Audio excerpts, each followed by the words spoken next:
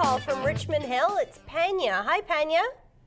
Hi, how are you? Good, thanks. How are you? Thanks for calling In the Know. Thank you. I just have a question. I have 3 young kids, so, I'm always tired, and I just need that boost during the day. So I just want to know if there's any, foods that you can recommend, snacks, or just something to add to meals that just give you that extra boost that you need in the day.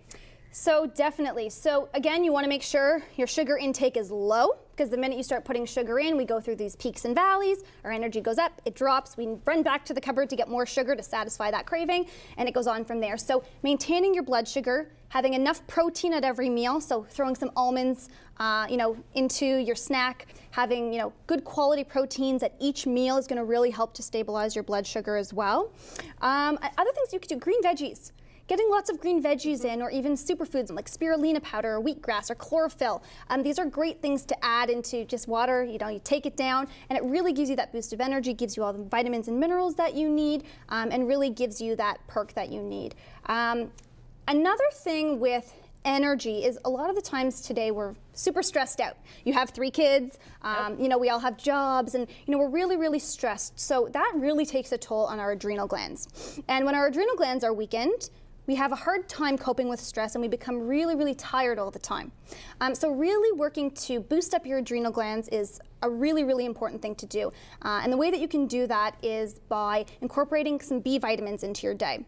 So even taking a B complex supplement is going to give you a whole host of B vitamins that you need, and really work to de-stress and give you that boost of energy that you need as well. Okay, I was going to ask you, because I don't eat almonds, and a lot of people have nut allergies. Yep. So whenever I read in a health book, have a handful of almonds, that's like... Yeah, off.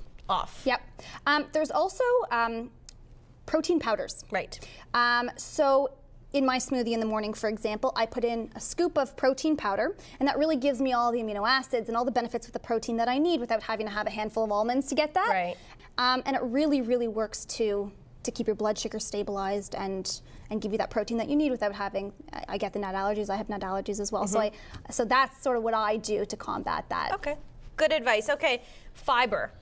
Yes, so fiber, we hear it all the time.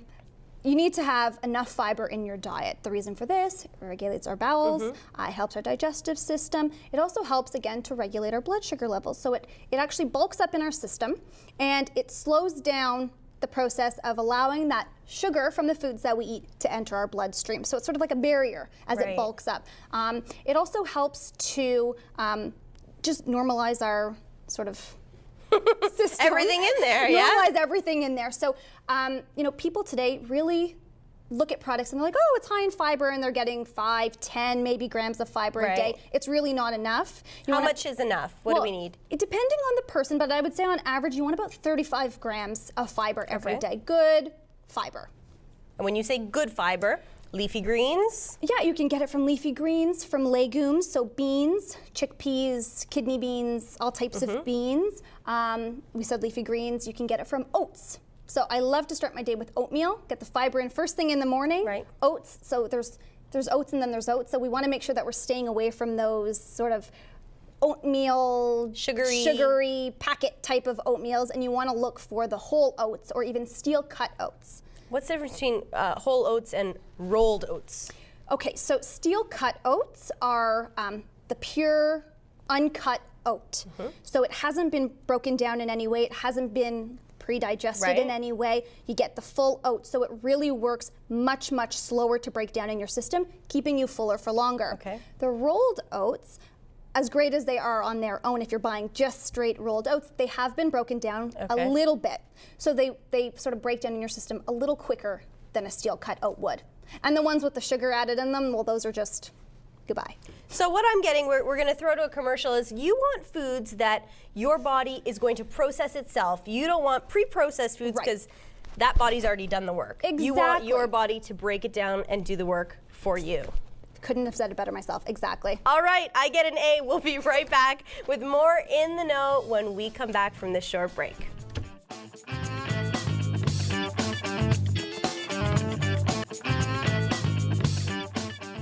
Welcome back to In the Know. If you have any questions for our special guest today, registered nutritionist Shannon Kadlovski, give us a call. We're here for the rest of the hour, so don't delay. Now, we talked about chocolate and sugars and reading product labels, but there's a lot to know about product labels. Yeah. And you mentioned that you eat cookies, which is a good thing. Because, you know, we all have our thing, right? And that's good that you're human. So we talked about good cookies. What is a good cookie? Not in terms of a brand, but what are we looking for in a good cookie? Okay, so I do eat cookies and I make cookies, but I make sure that they're natural, wholesome cookies, like I said. I believe in, sort of giving yourself that satisfaction that your body or that you want, but doing it in a healthy way. Okay. So we don't have to deprive ourselves just because we can't have refined white sugar. We find alternatives. So, for example, in this sort of generic brand of cookie, the yellow cookie. It's made with sugar, and there's added salt and artificial flavors, I think, are in there, and coloring and all these things that we sort of don't want. Our body doesn't know how to metabolize these artificial colors and preservatives and additives. Our body wants wholesome ingredients that it knows how to break down, and it's going to do it in a way that's going to satisfy us and contribute to positive health and well-being. And so this one here has 0 grams of fiber, 7 grams of sugar, 16 grams of carbohydrates. Right. So we want to, in addition to looking at those numbers, really the most important one that stuck out to me was, the fiber and obviously the sugar and the added salt that's in those. Whereas a product like this, which is an organic, natural product, there's no refined sugar on the label, there's no additives, there's no chemicals, there's nothing in it, and it's sweetened with evaporated cane juice. Okay. And that comes straight from the sugar cane. So it's natural. It does have an effect on our blood sugar. All sugary items do, unless they're something like a stevia. But it has a more natural balancing effect. So it's better for you. It's better for you. Doesn't mean go out and eat the whole box. But that's it's exactly the point, right? So you're not going to go and sit down and say, well, they're healthy and they're natural, so I'm going to eat the whole box. Or I'm going to eat 5 boxes. Still in moderation. There's still cookies, but if you find something sweetened with, evaporated cane juice, and again, it has molasses in it. Right. So when refined sugar is made, the molasses is extracted from that. This has the molasses intact, which gives us beneficial nutrients: magnesium, calcium, iron. It's a really good source of iron for us. So the fact that it has these wholesome, sweeteners in it is a much better choice. A product like this is lactose-free, peanut and nut-free, dairy-free, egg-free. So all the allergens, all the common allergens that we see today, they're free of those. So if something's 100 calories and 1 gram of fat versus 4 grams of fat and, 300 calories, which one would you choose? It depends where the fat is coming from, because everyone today seems to be really afraid of fat. Right. I'm finding that, right? Because it's no fat, low fat, exactly. that fat, and so it's tricky. The thing with fat is that, yes, you want to stay away from the saturated and trans fats. We know those are bad. But you need to make sure that you're having fat in your diet. I cannot stress it enough. It is so important to have fat. We need fat to absorb fat-soluble vitamins. We need fat for proper brain function. Our brain is 60% fat. If we don't have fat, what's going to happen to us? We need to have fat for our brain to function properly. We need to have fat, actually. It sounds crazy, but you need to have fat to lose fat. Okay? So you need fat for all these things, for hair, skin, and nails, but we need the good fats. So the omega fats that we hear about all the time, the omega-3 fats. So fats that we can find in salmon or flax seeds or almonds or nuts and seeds and things like that. Those are the really important kinds of fats. All right, so much information. We have a few minutes left. Shannon, tell us a little bit about what you are up to as a nutritionist, what our viewers can take home literally from your services. Okay, so basically I run my own nutrition practice, and I also work at the Health Academy, which is a wellness center in Vaughan. And I offer one-on-one nutritional consultations. So I'd sit down with someone and I would go over their health history, their diet history, sort of look at what they're eating now and figure out a way to take what they're eating now, change that up so that it works for them.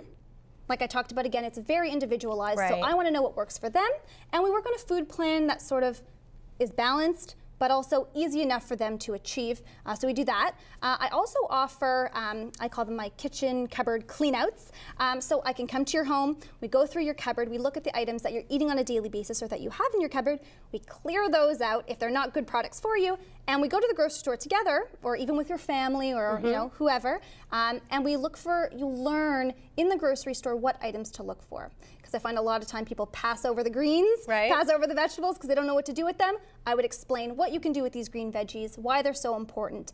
We come up with recipes together, so you get sent home with recipes. Now you mentioned families and individuals. It's, I would think, really important for a family to do this together because husband and wife or children, it is a lifestyle change. Exactly, and that's the important thing. I always hear someone saying, well, I'll come when I'm ready for my diet.